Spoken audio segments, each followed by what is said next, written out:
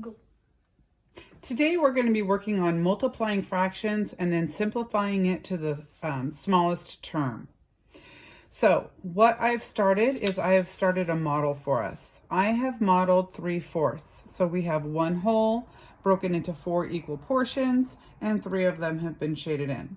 We have our other fraction, which is the same size whole, broken up into 6 equal portions and 4 of them have been shaded in.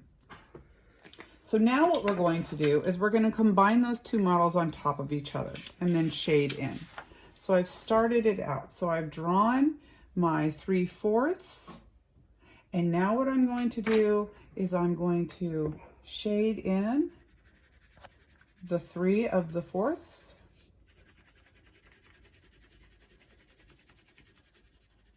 And now on top of that, I'm going to draw my 4/6. So I'm going to break the same whole into 6 equal portions. And if you've noticed, we have more than 6 portions here going vertically and the 4 going horizontally. We now have 24. Six groups of 4 is 24. Now we're going to color in. 3/4 have already been colored in. Now we're going to color in the 4/6. So I'm going to completely shade in my 6/4, my 4/6.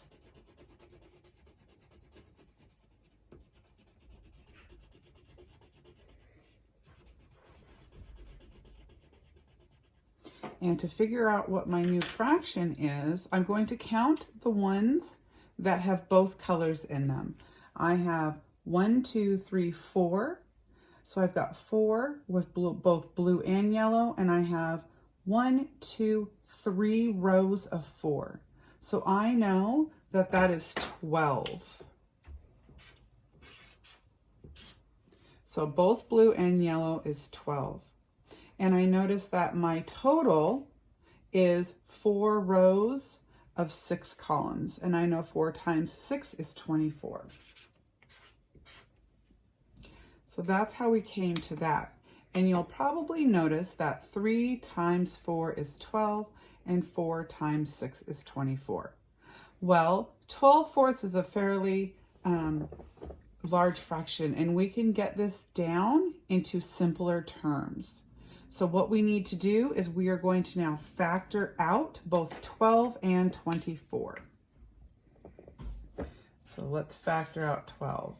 I know my factors are 1 times 12, 2 times 6, 3 times 4, and I know that 5 is not a factor of 12, so I'm not going to put that in there. Now let's factor out 24. 1 times 24, 2 times 12, 3 times 8, and 4 times 6. Again, 5 is not a factor, so we're not going to include that. Now we're going to look at common factors. We see 1 is a common factor for both numbers, 2 is a common factor, 3 is a common factor, as well as 4 and 6. 8 is not a factor of 12, so we're going to skip that. But 12 is a factor of both, and since that's the n factor for 12, we know that 12 is the greatest factor. So now what we're going to do is we divide our fraction by 12